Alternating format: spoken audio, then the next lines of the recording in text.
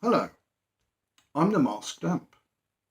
I've got a mask and I'm an amp. I'm going to take the mask off because it's making my glasses steam up. I was on night duty and received the call from the GP early in the evening. Keith was a patient of his in his 50s.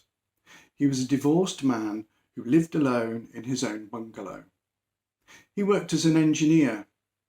He had no previous history of mental illness, but had this evening turned up at the surgery complaining of sleep problems. The sleep problems seemed to relate to Keith spending every night working on a special project in his garage.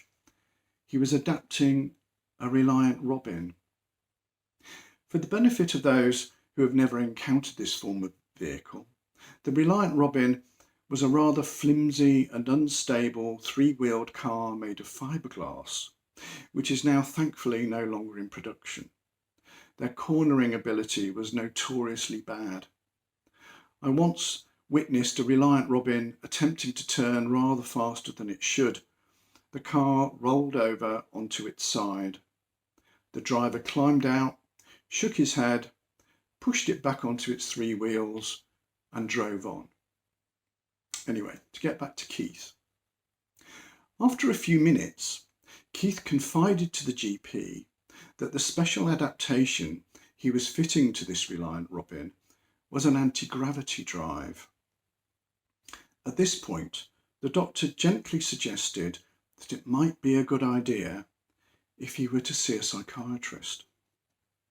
Keith did not take kindly to this, was uncharacteristically rude to the doctor, and abruptly left the surgery, slamming the door behind him.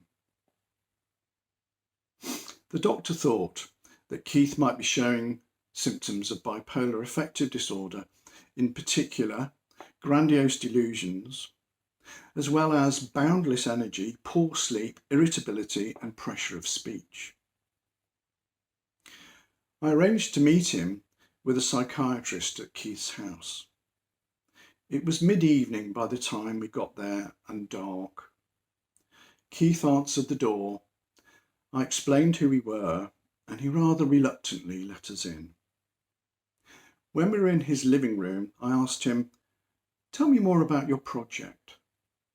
Despite his reticence, this was clearly a topic close to his heart, and he could not resist telling us about it, the sentences flooding out almost faster than he could move his lips. "I received a vision about a week ago," he said. "It was a plan for an anti-gravity device. It came from the Dog Star. Incidentally, the inhabitants of the Dog Star aren't at all like dogs, you know. They're more like furry slugs, and they all fly around on anti-gravity platforms. They chose me because of my engineering know-how. I've managed to get most of the parts, and I'm making the ones I can't buy myself." "Why a Reliant Robin?" I asked. "It somehow seems an unlikely car to fit an anti-gravity drive into." "Ah," he said, "you might think that, but you'd be wrong. It's exactly the right vehicle. You see, it's made of fiberglass. That means it won't interfere with the anti-gravity rays." I thought about this. I could see that this made a kind of sense, but not enough. "Do you think it might be a good idea if you went into hospital for a while?" I asked him. "What on earth for?" "I think you may be mentally unwell at the moment." "They said people would think that. Well, we can all just get out of my house. Go on, get out, get out." We retreated rapidly, especially as he had picked up a golf club and was waving it about in a threatening way, and I heard him locking his front door as soon as we were outside. It was strange that Keith had suddenly appeared to develop full-blown symptoms of bipolar disorder in his 50s with no previous history of any mental illness. We wondered if there was some organic cause.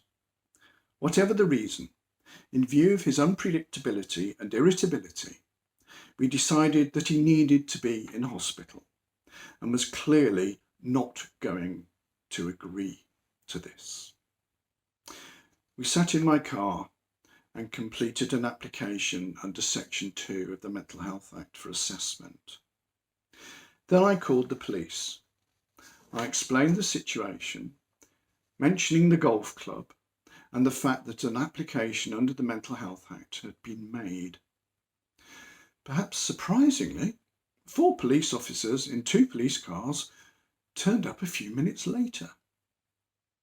They knocked on Keith's door, but he would not open it. We could see him peering out of his window at us. It looked as if I might have to get a magistrate's warrant under Section 1352 in order to enter his house by force, but I decided to have one last try. I made my way through the melee of police standing at his front door and knocked again. I could see him through the glass on the other side of the door and knelt down at his letterbox. "Please let us in, Keith. You've been detained under Section 2 of the Mental Health Act. You're going to have to go to hospital. If you won't let us in now, I'll have to come back later with a warrant." There was a pause. Then I heard him unlocking the door. As he opened it, I smartly stepped forward and entered, expecting the police to be right behind me. However, as soon as I was in, Keith quickly shut the door and locked it behind us. The police were on the other side of the door, on the wrong side. I was locked in a house with an unpredictable and irritable patient who was liable to be detained under the Mental Health Act, who had threatened us with a golf club, and the police were outside. "You'll have a cup of tea," Keith said. It was important not to panic. It was important to show Keith that I was in control of the situation. "Actually, Keith, I don't want a cup of tea. I'm actually feeling quite anxious about this. I'd feel a lot better if you unlocked the door." "Feeling anxious, are you?